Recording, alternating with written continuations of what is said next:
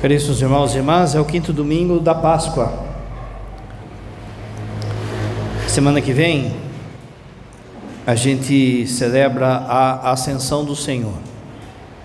O dia certo é na quinta-feira, na próxima quinta-feira, só que aqui no Brasil não é feriado, então aí se puxa para o domingo na sequência. E é dentro dessa ideia que você tem que entender aquilo que vai ser lido agora nos textos do Evangelho, tanto do final de semana, quanto quem vir na missa durante a semana. Vai ser lido, ou já está sendo lido, do capítulo 14 até o capítulo 17 do Evangelho de São João. Esses capítulos eles estão dentro da Santa Ceia, e apesar de ser antes da morte e ressurreição de Jesus, e antes da ascensão de Jesus, esses capítulos, eles são como que a herança de Jesus. Jesus não vai ter um outro tempo longo para conversar com os discípulos, então ele vai usar da ceia para deixar a sua herança na ceia. E durante a ceia, então, ele vai deixar o mandamento do amor, ele vai deixar a sua paz, ele vai fazer a promessa do Espírito Santo, ele vai deixar o sacerdócio, ele vai deixar a Eucaristia. Ao longo das semanas, agora até o final da Páscoa, é isso que a gente vai meditar, quem vir na missa de modo especial durante a semana. Mas hoje, esse texto está nesse contexto, no contexto de herança, e ele dizendo que ele então é a videira e nós somos os ramos. Primeiro, esse contexto que o padre falou, é dentro da ceia e Jesus está deixando a sua herança. Segunda coisa que você precisa saber, no Antigo Testamento, a videira era um símbolo do povo de Israel.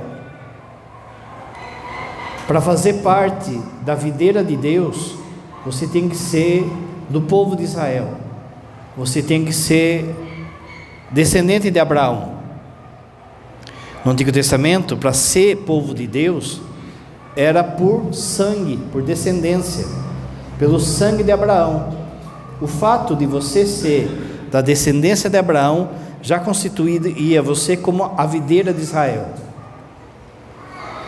Jesus já começa falando isso, já trocando isso e dizendo assim: eu sou a videira verdadeira.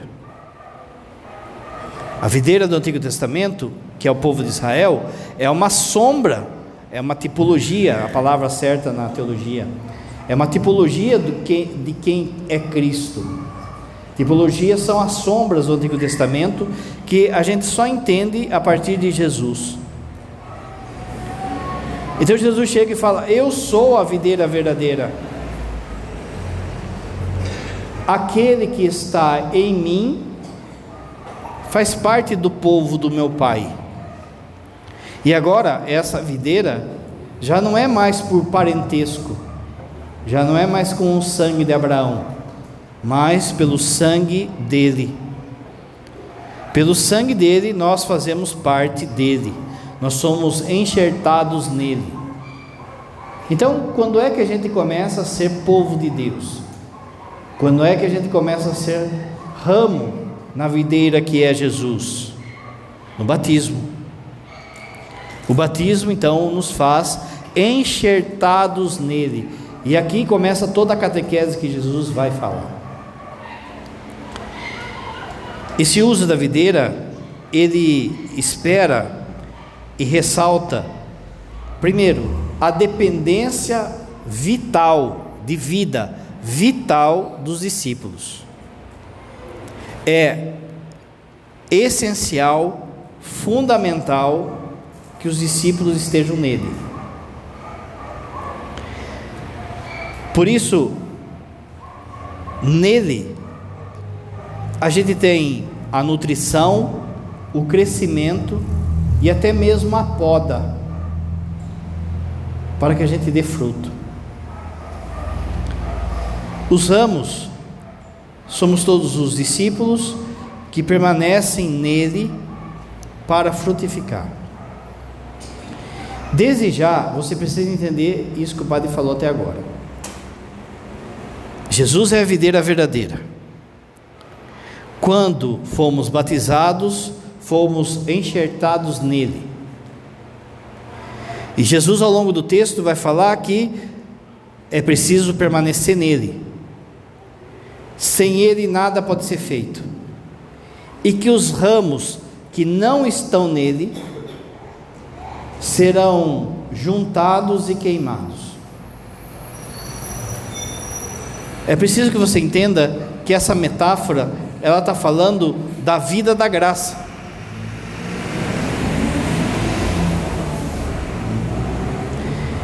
De viver a vida da graça. A vida da graça é quando você está unido a Jesus. Quando uma pessoa cai na desgraça de cometer um pecado grave, um pecado mortal, o pecado corta essa pessoa de Jesus. E se ela morre assim, ela vai para o inferno. E é por isso que foi dito que o ramo sem mim, ele vai secar, ele não produz fruto e ele vai ser queimado. É preciso que você entenda que hoje em dia, não é? Hoje em dia as pessoas acham que basta ser bonzinho para ir para o céu. Que as pessoas têm a ideia assim, que para ir para o céu é só você, sei lá, não fazer um pecado absurdo aí de não matar ou não roubar e pronto. É o contrário, gente. É uma luta, porque você tem que se manter nele. Você não pode perder o seu estado de graça. Quando você reza a Ave Maria, é isso que você reza, agora e na hora da nossa morte, para que Nossa Senhora te ajude a permanecer nele, de modo especial na hora que Deus te chamar, porque se na hora que Deus te chamar você não estiver nele, você é um ramo seco.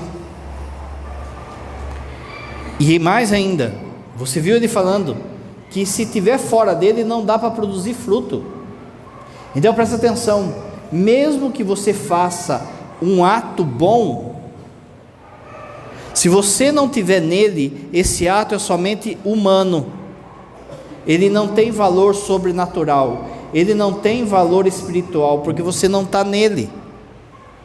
Então mesmo que você ajude os pobres, que você dê bom conselho, mesmo que você seja uma pessoa honesta, se você não tiver nele, é só um ato humano, ele não produz fruto.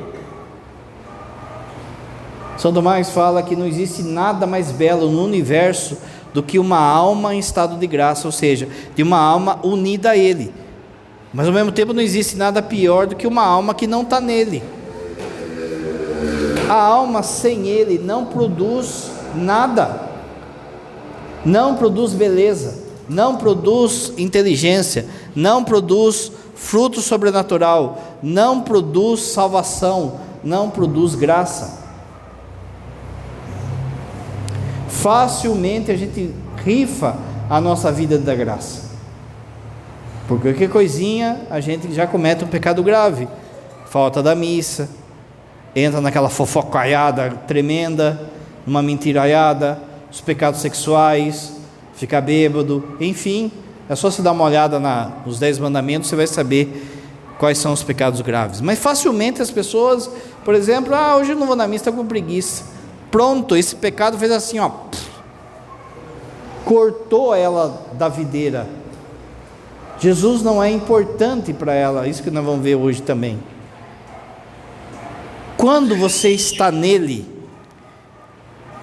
sem mim nada podeis fazer, mas se você está em mim, você produz fruto. Quando você está na graça, quando você está em Cristo, se você lavar um copo, isso produz fruto. Se você fazer um ato simples de chegar no horário no serviço, aquilo produz fruto em você, fruto de salvação.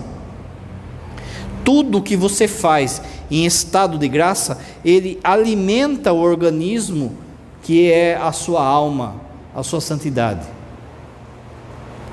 É como se fosse assim, como você está unido a Jesus, quando você reza o seu terço, quando você vem para a missa, você comunga, você perdoa alguém, você ajuda alguém, você varre a sua casa sem reclamar, você cumpre a sua obrigação de modo fiel. Quarta-feira nós vamos ver isso com São José. Deus te dá uma vitamina para você, e você toma aquela vitamina na hora, e aquilo te fortalece. Quando você não está nele, não tem vitamina, não dá para você tomar a vitamina, porque a vitamina é ele. Então, por mais que você tenha feito um ato bom, aquela vitamina não tem efeito ali, você está fora dele. O que Deus na sua bondade faz ainda? Ele dá um boi ainda. Ele está vendo que a pessoa está em pecado grave, e ela fez uma coisa boa. Deus pega essa vitamina e põe na geladeira. Deus pensa assim: vamos esperar para ver se ele volta para mim. Se ele voltar para mim, eu abro a geladeira, ele toma tudo aquilo que ele fez de bom. Agora, e se ele não voltar para mim, vai ser perdido, ele não consegue tomar. O ato que a pessoa fez, que foi bom, não teve valor nenhum, ficou perdido no tempo, virou um ato simplesmente humano. Às vezes eu fico pensando, por exemplo, quantas pessoas às vezes que recebem homenagens assim do mundo, dá o nome do cara de uma ponte, de uma rua, é uma homenagem que é feita, mas eu fico pensando assim: se esse cara não morreu colado a Jesus, não serve para nada, não serve para nada aquela homenagem. Mas se, por exemplo, a pessoa que fez um pecado grave, e de repente ela volta para ele, aí Jesus abre a geladeira e o alimenta de novo, e ele volta a tomar a vitamina. O problema é que ninguém sabe quando Deus vai chamar. E se Ele chamar numa hora que eu não estiver unido a Ele? Juntado, jogado fora e queimado. Infelizmente, as nossas pregações não têm alertado o povo da importância da vida da graça. E por muitas vezes a gente acha que para ir para o céu basta ser um bom cidadão. Não é, gente. Para ir para o céu você precisa ser santo, e não dá para ser santo se você não estiver nele. Não dá. Você não consegue gerar nada, nem amor, nem vida, nem nada. Quando a gente está unido a ele, 3 primeiras coisas aparecem: a comunhão com ele. Você e Jesus se tornam um. É por isso, por exemplo, que quem está em pecado grave não pode comungar, porque não está em comunhão, ele não está em Jesus, ele está fora. Então a pessoa está amaziada, está em segunda união, está com um pecado grave aí recorrente, tá? Ela não pode comungar, porque ela está fora. Ela precisa resolver a sua situação, voltar a ser inserido em Cristo, para voltar a comungar. Quando você está com Ele, quando você está na graça, você comunga dele, e na medida que você vai tomando essas vitaminas, você cada vez mais vai se parecendo com Ele. A segunda coisa é a abnegação, porque se a gente está inserido nele, é a vontade dele que vai prevalecer e não a nossa. Quando a vontade dele prevalece, significa que muitas vezes ele vai ter que nos podar. Quando você está um ramo que está fora dele, você faz a sua vida do jeito que você quiser. Mas quando você está nele, você tem que entrar na dança dele, vamos pôr assim. na música que Ele está tocando. Você tem que entrar na vontade dEle, e a vontade dEle nos poda. Não vai deixar você fazer tudo o que você quer. É por isso que, às vezes, quando você olha os 10 mandamentos, parece que Deus é um chato. Não pode isso, não pode aquilo, não pode nada. É por causa que sem Ele, a gente não consegue ver que isso é o bom para nós. Os 10 mandamentos são uma receita para que a gente seja feliz. Você quer ser feliz? Então cumpre isso aqui, ó. Não, mas eu não quero, eu quero viver do meu jeito, fazer do meu jeito. Muito bem, você é um ramo que está fora dele e não vai produzir fruto. Quem lida com planta, com árvore, com essas coisas, sabe que é preciso que você faça a poda para que dê fruto, para que floresça. E por vezes então Deus nos poda com dificuldades, com provações, mas se a gente está nele, a gente vai passar. Se a gente não está nele, vai vir do mesmo jeito as provações, vai vir, só que não vai produzir nada, o ramo está seco. A terceira coisa que produz radical é a frutificação, que é o símbolo de boas obras. Se você está nele, as suas obras começam a aparecer. Mas quando a turma vê as suas boas obras, eles veem ele, não você. Lembra que Jesus fala: quando vos louvarem pelo bem que você faz, eles vão estar no fundo elogiando ao Pai. É como se fosse um quadro. Você olha aquele quadro e fala: nossa, que quadro da hora. Mas quando você fala que esse quadro é bonito, no fundo você está falando que o pintor que fez o quadro é que é fera. Quando você está nele, você só está deixando Deus arrumar essa obra de arte, arrumar a pintura. Mas quando você não está nele, aí você está por conta. E de novo nós vamos ver, por conta a gente não consegue fazer nada. As consequências da união com Cristo, elas trazem, primeiro, crescimento espiritual. Aquilo que o padre falou: se você está nele, você está tomando vitamina dele, você está bebendo da seiva dele. Quando o coração dele bate, você cresce. Só o fato de você estar nele já faz que você vá crescendo espiritualmente. E aí, gente, não importa se você vai estar dormindo ou abrindo o mar vermelho, se você está na graça, está tendo uma transfusão de sangue dele para você há 24 horas, se você está na graça. Ela nos purifica diante das tentações, diante das provações e diante também dos nossos erros. Daqui a pouco o padre vai falar. E se a gente está nele, isso provoca um testemunho para as pessoas. As pessoas começam a ver Jesus em nós. Se eu estou nele, essa vida dele vai tomando tal forma em mim, que daí já não sou eu mais que vivo, é Cristo que vive em mim. Se eu não estou nele, as pessoas ou veem somente a minha miséria, ou veem o demônio.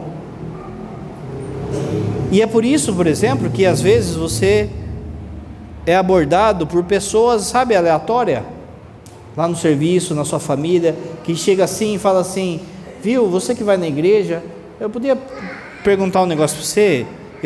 Você podia rezar para mim uma coisa? Você podia me dar um conselho de um negócio? Por que as pessoas fazem isso? De alguma forma elas estão vendo fruto ali, Jesus ali. Quem vai no atendimento lá do padre sabe o tanto de gente que tem lá para atender. A agenda do padre está em julho, já está quase acabando julho. E fica aquele montão de gente lá e espera. Eu falo sempre, né? A turma tem que ter coragem, que vai lá, chega cedo. Tem dia que eu termino 3 horas da tarde e tá lá o cabra lá, fica lá firme lá, porque se ele sair, ele perde a vaga. Mas por que ele se sujeita tanto a demorar, a ficar esperando ali e tal, papapá? Porque eles conseguem ver a união minha com Jesus. E na hora que eu falo uma palavra, eles conseguem perceber que é Jesus falando para eles. Mas isso não é só o padre, isso é cada um se tiver unido a Ele. Você começa a ter o cheiro de Jesus, você começa a ficar grávido de Jesus, as suas ações estão cheias do mistério de Jesus, e aonde você passa, você deixa o perfume dele, e as pessoas começam a perceber. Se eu estou unido com Ele, todo esse organismo cresce. Se eu não estou, eu estou morto. Por mais que a obra tenha sido boa, se eu não estou com Ele. No texto de hoje, Jesus falou assim, ó: sem mim nada podeis fazer. Sabe o que é nada? Nada, você não consegue fazer nada sem Ele, nada. Primeira coisa da vida natural, nada, você não consegue fazer nada, gente. Você só respira por causa dele. Essa história de que meu corpo, minhas regras, é a maior bobagem do mundo, porque ninguém é capaz de mandar na unha, nem na unha cresça, nem no seu cabelo. Está falhando o cabelo aí? Fala assim pro cabelo: cabelo cresça, amanhã eu quero ficar igual Sansão. Vê se cresce. Você vai dormir, você não sabe se o seu coração vai parar de bater ou não, porque não é você que controla. Você não controla absolutamente nada. Hoje você está com saúde, amanhã você pode não estar. Nada está na sua mão. Sem mim nada podeis fazer. Então pensa só, se, começando daí, se a minha saúde está na mão dele, eu não posso me afastar dele. Eu não posso, por exemplo, deixar de rezar, deixar de pedir pela saúde minha e da minha família. Eu não sei o que vai ser. Quando você vem na missa, a primeira coisa que você mostra para Deus é isso que o padre está falando. A primeira coisa que você mostra é assim: Senhor, essa semana eu sei que eu não controlo nada. Eu sei que a semana que vai entrar eu não controlo nada. Eu tenho medo da semana que vai entrar. Cada coisa, cada situação, cada pessoa que vai passar na minha vida, eu não controlo. Então eu estou aqui para pedir para o Senhor olhar pela minha semana.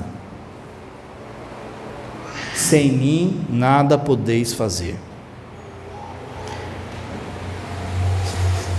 Você não pode fazer nada em relação à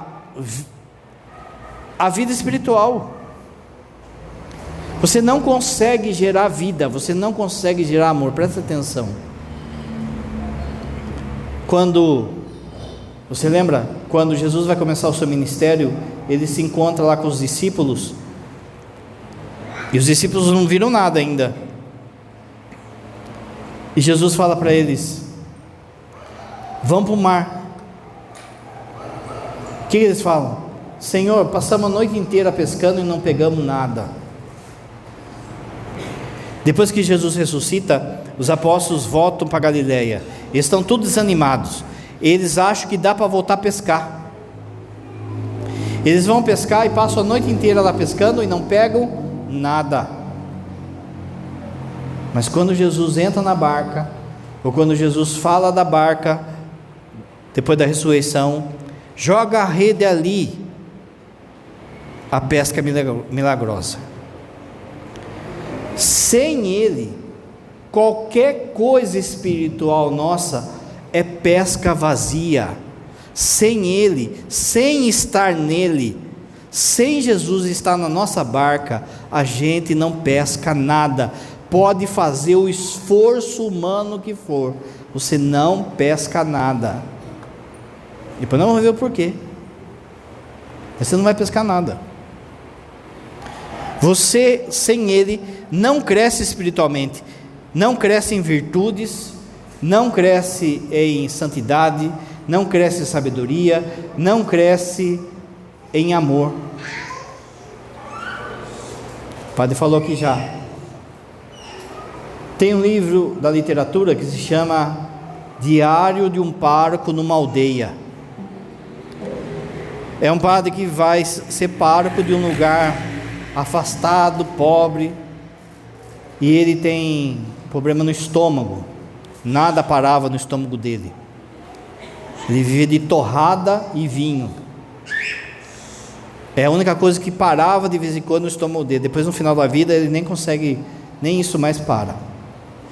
E aí ele vai contando, né? Nesse livro, às vezes que ele vai contando com os paroquianos dele. E ele encontra com uma mulher rica que está revoltada contra Deus. E ele vai lá visitar ela. Essa mulher, ela está revoltada porque ela perdeu seu filho de 8 meses. E aí ela começa a blasfemar contra Deus. Ela começa a falar que se Deus o amasse, se Deus a amasse e tal e coisa, não tinha levado o seu filho e tal e coisa, e tal e coisa. O padre ficou ali tentando defender, tentando não sei o que, mas ela estava dura do coração ali e não aceitava. Chega uma hora que ela fala assim: padre, não adianta o senhor falar, eu só sei de uma coisa, nem que eu vá no inferno, olha a palavra, nem que eu vá no inferno, eu nunca vou deixar de amar o meu filho. Aí o padre catou ela, porque veja, não se gera amor fora de Deus, não existe amor fora de Deus. Se ela vai do inferno, ele diz: você vai odiar o seu filho para sempre. Olha que coisa, porque esse ódio a Deus por causa do seu filho vai ter sido o que levou você para o inferno, e naquele sofrimento você vai odiar o seu filho para sempre, porque você não é capaz de gerar amor. Presta atenção, ninguém aqui é capaz de gerar amor. O amor é Deus, Deus é amor. Para mim amar alguma coisa, eu tenho que estar nele. Se a pessoa está no inferno, ela não gera amor. De forma que isso vale também para muito relacionamento, que fica aí: eu amo essa pessoa, eu amo essa pessoa, seja do que tipo for esse relacionamento. Se esse relacionamento não está em Cristo, se esse relacionamento está fazendo a pessoa pecar, se for no inferno assim, um vai odiar o outro eternamente, porque os dois não são capazes de gerar amor. Pensa só, sei lá, Romeu e Julieta, que amor belo, os dois estão no inferno lá, não vai gerar amor, eles não vai ser nós contra o inferno, não vai, eles vão se odiar, porque eles não são capazes de gerar amor. Presta atenção, gente, que fora dele não há amor. Pode ter desejo, pode ter filantropia. O que é filantropia? Quando você faz algo bom, mas porque ela é uma pessoa, porque você tem que ajudar os outros. Isso aí pagão também faz, espírita também faz. Você tem que estar nele. Sem mim nada podeis fazer. Olha só, tem 3 inimigos que querem te derrubar: o mundo, a carne e o diabo. Se você não estiver nele, você está por conta. Fala para mim se não é loucura. Fala para mim se não é loucura você viver nos dias de hoje sem a vida da graça. Você está por conta. A gente tem uma ilusão de achar que todo mundo é bom, que a maior parte das pessoas são boas, que todo mundo é bom, que todo mundo quer o céu. Mas não é assim, gente.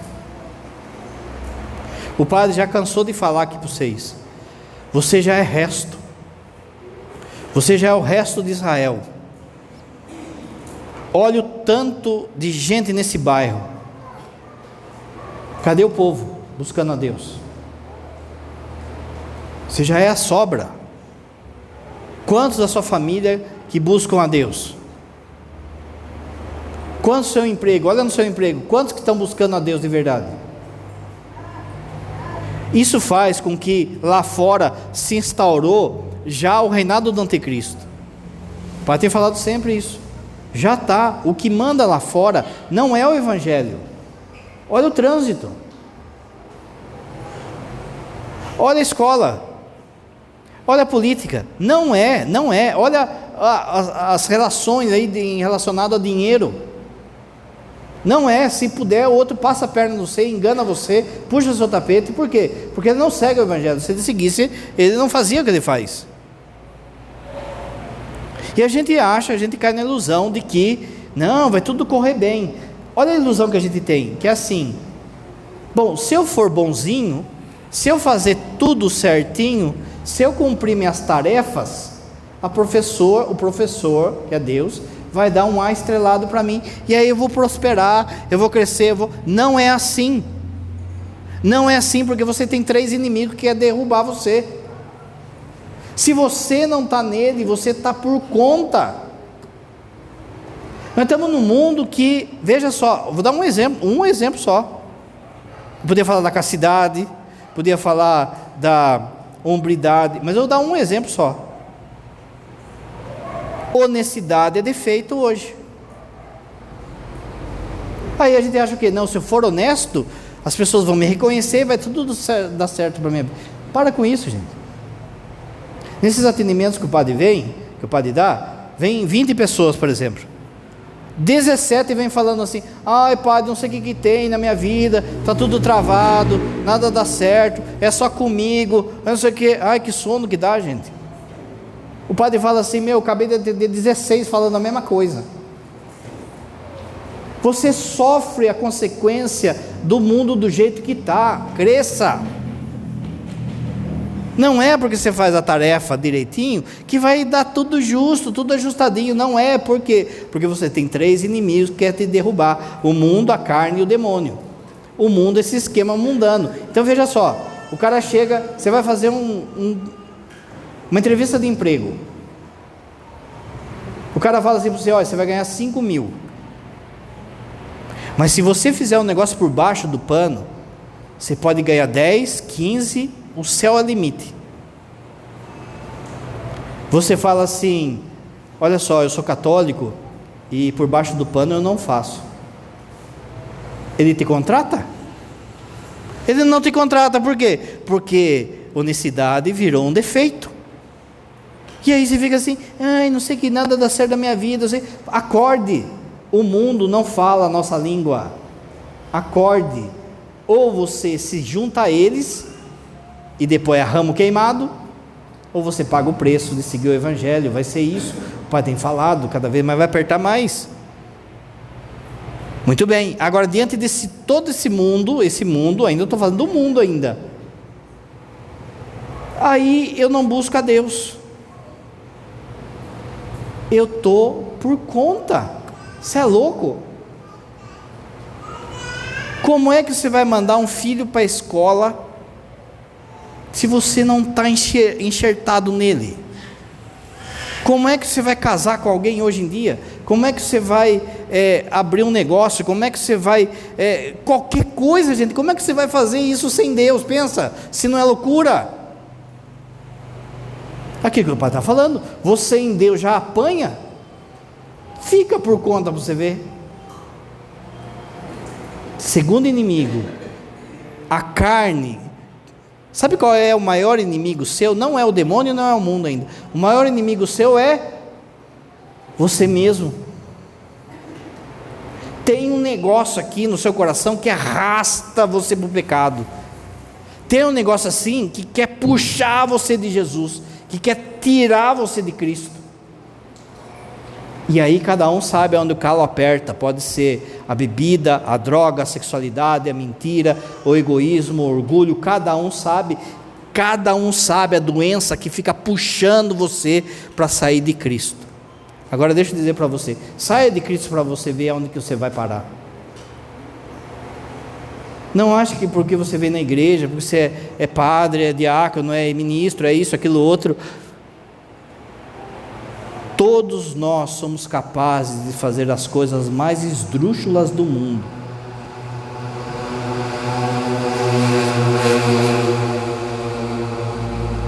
É só você deixar que esses instintos prevaleçam. É só você ficar longe de Cristo. Você já pensou? Pensa aí, por exemplo, no seu casamento. Talvez durante a sua vida de casado, talvez já teve várias crises já. E bem na hora da crise é que apareceu a sirigaita, sabe? E você não caiu. Mas estava tudo no esquema, tudo fácil. Por que você não caiu? Porque você lembrou de Cristo. Quantos matrimônios que são assim? Olha como que está o matrimônio hoje. As pessoas pensam assim: a gente se separou porque acabou o amor. Primeiro que a frase está errada, que o amor não acaba, né? Então não foi amor de verdade, foi desejo, foi foguinho na carça, foi uma má interpretação do que é o amor, achando que o amor é delicinhas. Mas o amor, antes de tudo, é sacrifício. Olha para Jesus. Mas aí, alguns olham para a sua vida e vê assim: você sabe quanto que é difícil. E aí você pensa assim: por que a gente não separou ainda? Porque você se lembra de uma promessa que você fez aqui.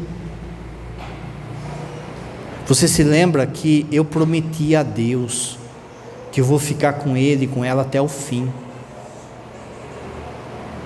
Não é o amor que sustenta o matrimônio. O que sustenta o matrimônio foi Cristo. Como os casais não têm Cristo hoje, se troca de parceiro igual baralho, carta de baralho. Você que tem tendência à bebida, tem tendência à pornografia, tem tendência a falar mal dos outros, é uma luta, não é uma luta? Você fica lutando aí, confessa, cai, luta, sei o que, volta, sei o que. Muito bem, tira Jesus da história aí, ó. Sabe onde você ia estar? O terceiro inimigo seu é o demônio, que é um aproveitador. Ele sabe de todas essas coisas, então ele vai jogando as coisas. Agora pensa só, o demônio, que era o anjo mais inteligente de todos, ele vai armar uma cilada, uma batalha contra você. Ele tem raiva de você, ele tem raiva da gente, só do simples fato de você existir. Ele chama os demoninhos dele e fala assim: bom, vamos arrebentar com esse cara? Aí você, bonitão, acha que dá para encarar ele no mano a mano, sem estar em Cristo. Fala para mim se não é loucura?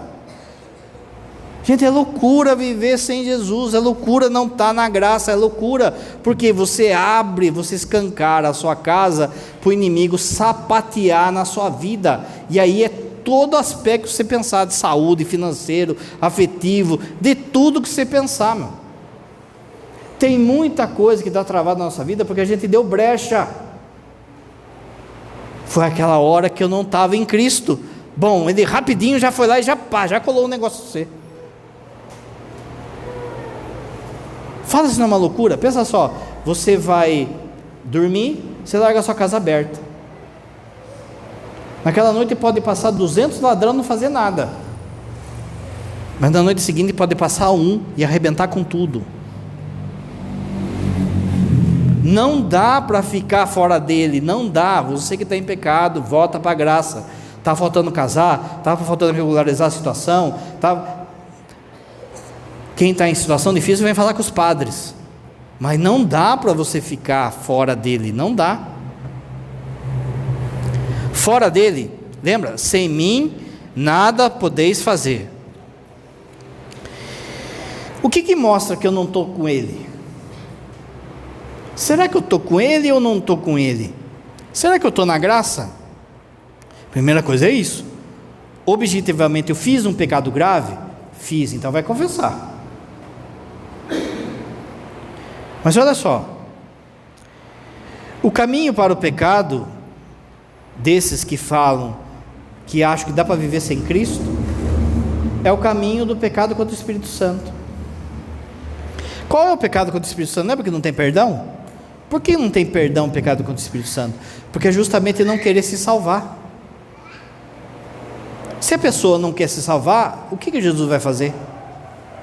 Se a pessoa não quer sair do ramo morto, ele quer continuar do ramo morto, o que Jesus pode fazer, gente?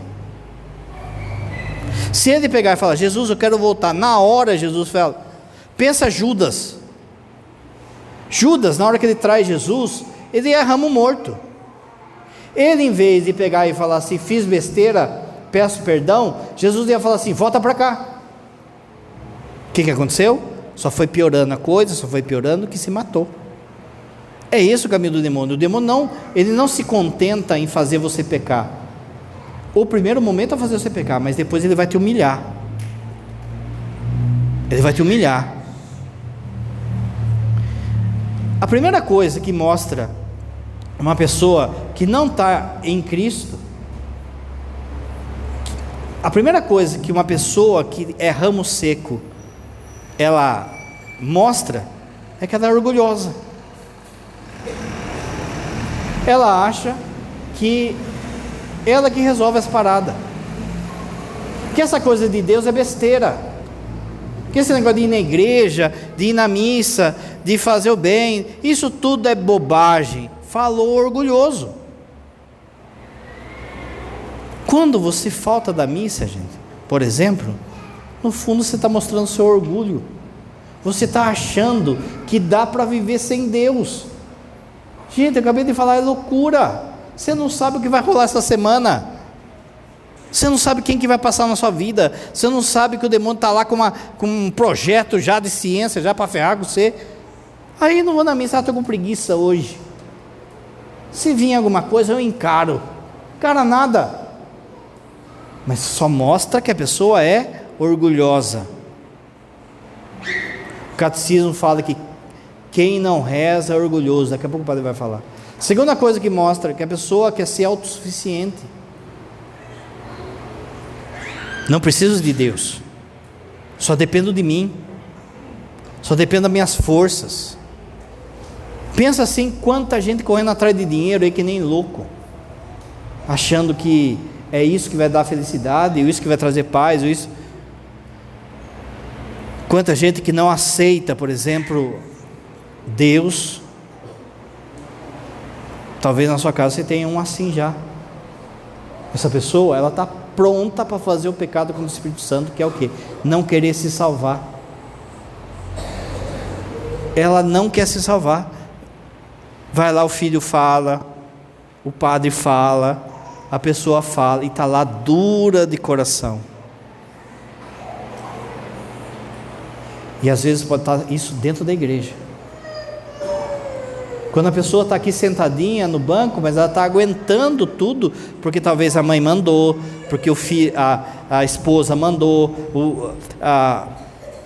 o esposo, então eu estou ali para agradar o outro. E aí o padre está falando, e a pessoa está lá assim, ó. Padre, o que o senhor falou para mim, hoje foi para mim. Não, gente, toda vez é para você. Todo dia Deus tem uma palavra para você, todo dia. Só que às vezes a gente está assim, ó. Sabe? Vou sentar e vou fazer bico. Sabe, na escola, você senta lá, deixa a professora falando, não quero aprender nada. Tem dia que está assim. Autossuficiência. Meus irmãos, nem a unha a gente controla. Mostra também uma negligência da oração, que o padre disse: quem é orgulhoso não reza. Você está rezando?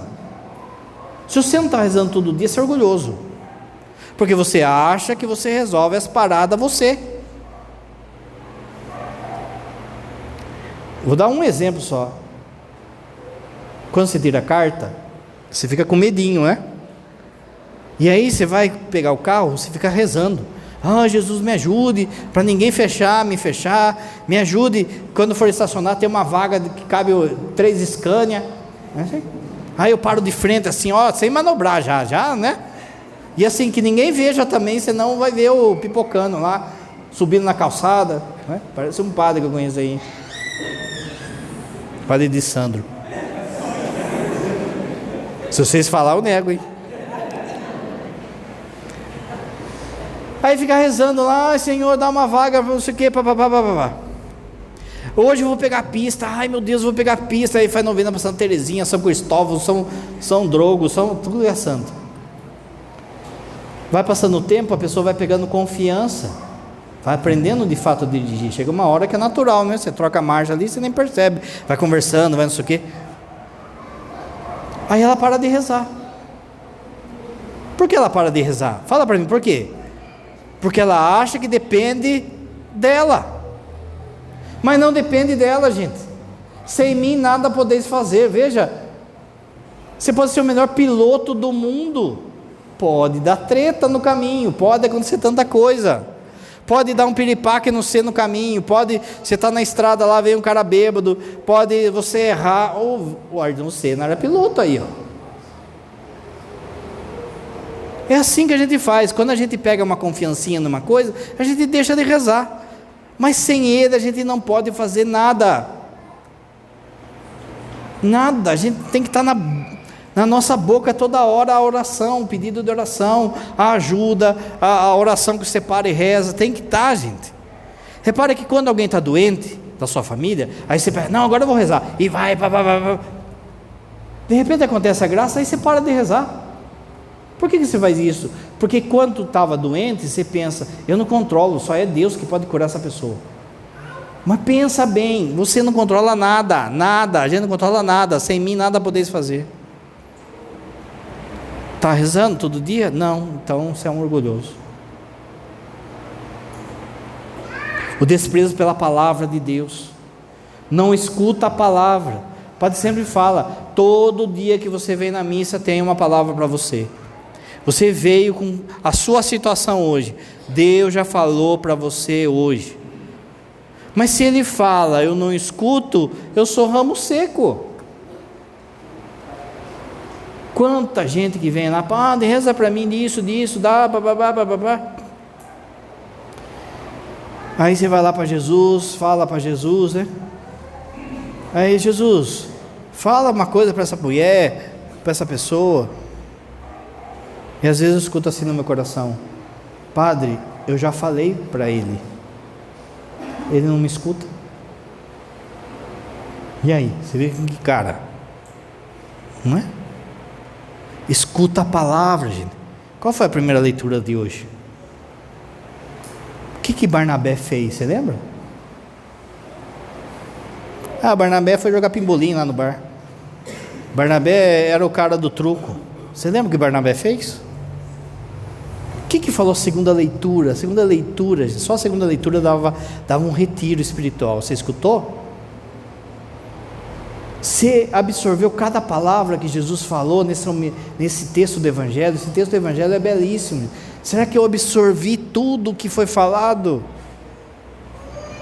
Meus irmãos, depois a gente não sabe porque a gente está ramo seco. Desprezo eucarístico, cai na mesma coisa. Não venho na missa, não adoro a Jesus eucarístico. A missa é um peso para mim, a missa atrapalha o meu dia, atrapalha o meu feriado. Então eu sou ramo seco. Veja, se Jesus está atrapalhando o meu feriado, a minha folga, eu sou um ramo seco. Se eu não tenho tempo para fazer uma adoração, de ir no Santíssimo e ficar lá 5 minutos, na semana inteira eu não tenho 5 minutos, nem que seja antes da missa. Chego antes da missa, vou lá no Santíssimo, fico lá 5 minutos depois. Ontem foi o dia da primeira missa no Brasil. Se a gente não pôr Jesus de fato como a videira da nossa vida, esse país também não vai melhorar. Esse aqui é outro ponto. Se você quer mudar a família, mudar a comunidade, mudar o país, Jesus tem que ser a videira. Primeiro, a família.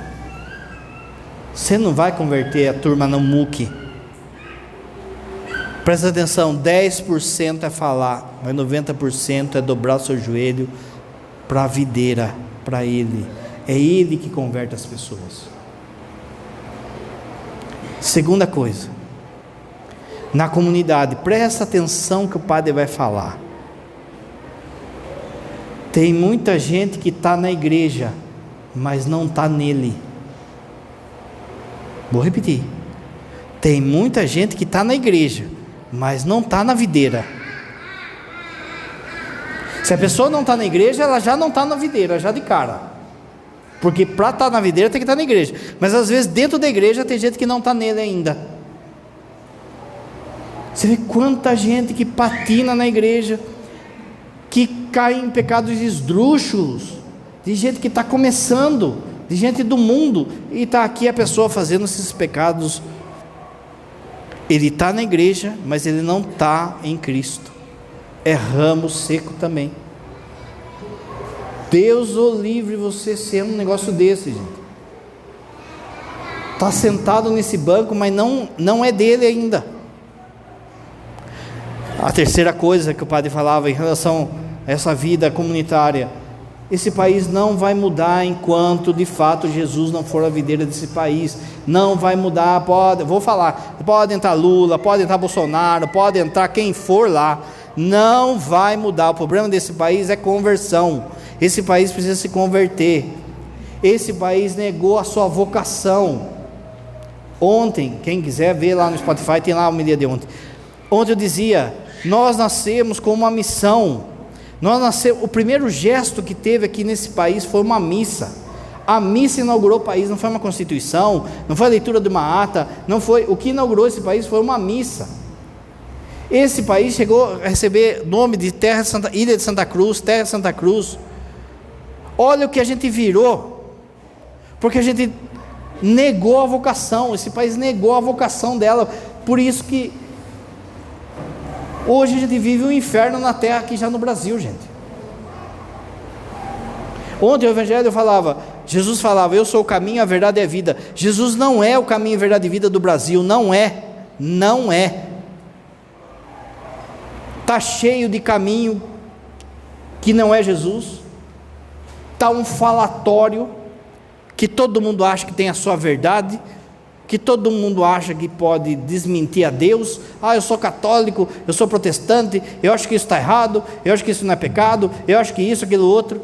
Você vê aí essa baderna de todo mundo falando o que quer na televisão. E Jesus não é a vida desse país. Gente, são 60 mil homicídios por ano. 60 mil. É número de guerra. O Brasil está a ponto de aprovar o aborto. Aí você vai ver se aqui virá o inferno na terra. Pode escrever, quem tiver vivo vai ver. Isso aqui vai virar o inferno na terra se aprovar. Porque a gente já está na antessala do capiroto. É aquilo que o padre falou. O demônio, ele não faz só você pecar, ele quer humilhar. A gente já está na fase de humilhação do país. Se Jesus, e não adianta colocar em portal de cidade, aí, Jesus é o Senhor de Itu, de Porto Feliz, não sei da onde, não adianta, gente. Enquanto de fato Jesus não for a videira, não vai melhorar. E não venha falar também que é só lá em Brasília, porque a corrupção, a ganância, o pecado está na base. Está na base.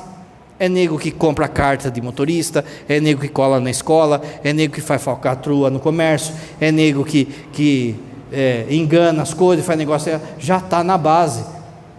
E de novo, às vezes é gente dentro da igreja, que está na igreja, mas não está em Jesus.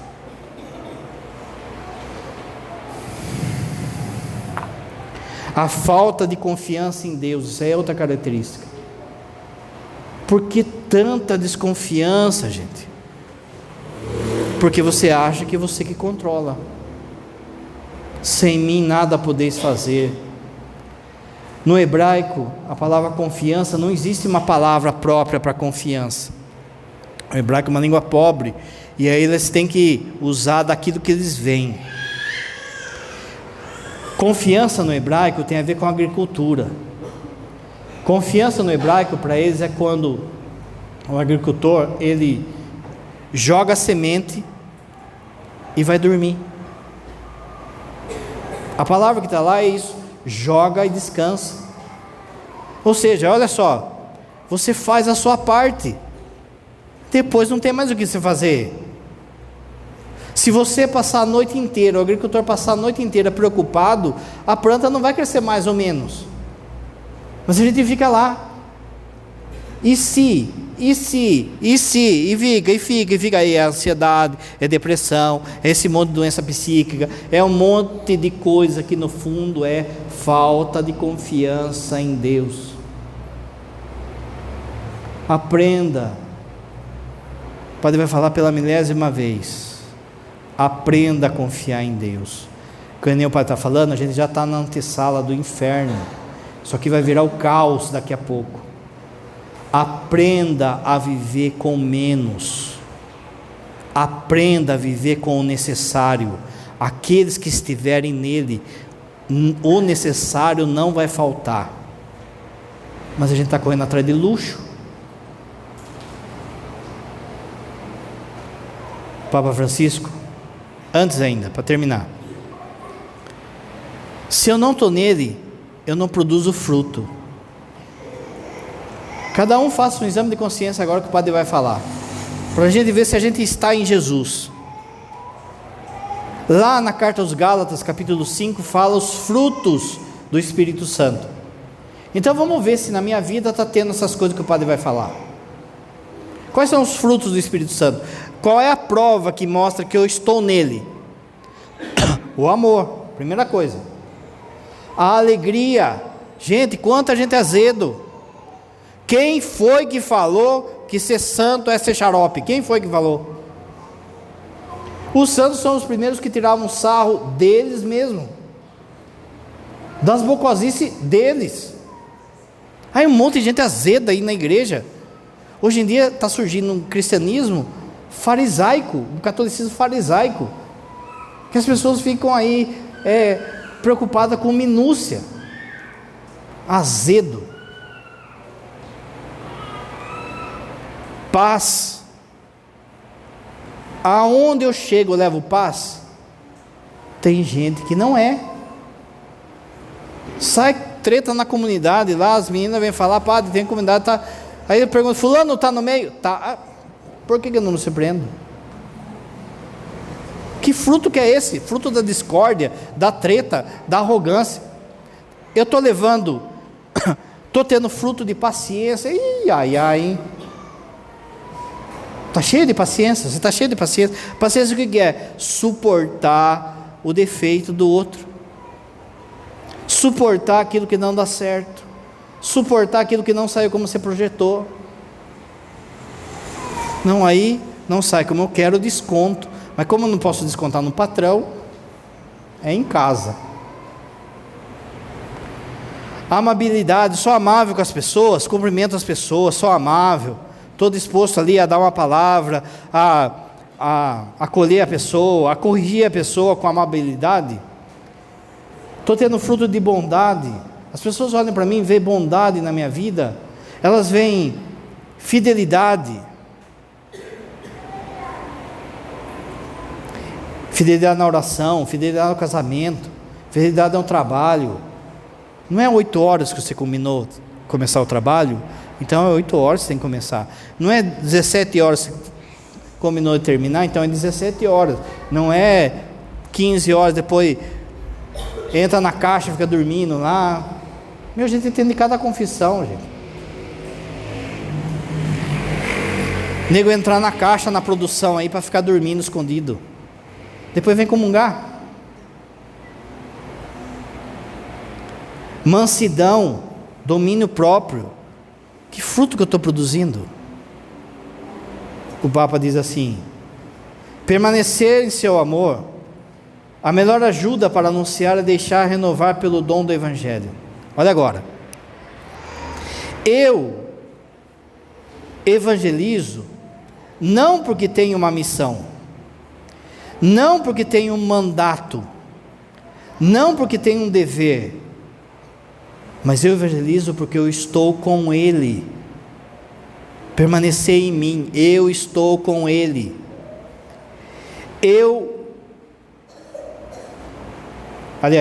E não conseguir deixar Ele de lado. Se você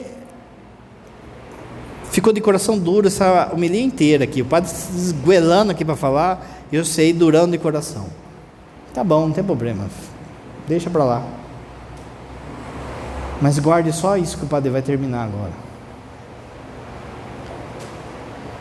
Se você não tiver na graça, você é ramo seco e vai para o inferno. Se você está nele, você vai produzir fruto. Se você não entendeu nada que o padre falou, só guarda isso que Jesus falou. Depois, ninguém vai poder falar que o padre não avisou. Disso, gente, eu tenho a consciência limpa diante de Deus. Porque eu sei que eu me desgasto, eu sei que demora, mas de uma coisa ninguém vai poder me acusar: de que eu não falei o que tem que ser falado.